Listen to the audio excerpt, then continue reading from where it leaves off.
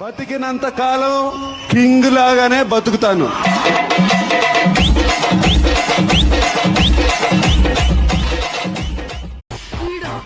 వీడు వాడికంటే డేంజర్ అండి.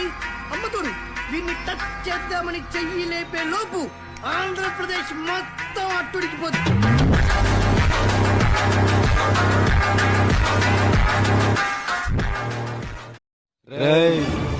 మా అన్న పులిరా, ఎదురొస్తే ఎవడైనా బలి.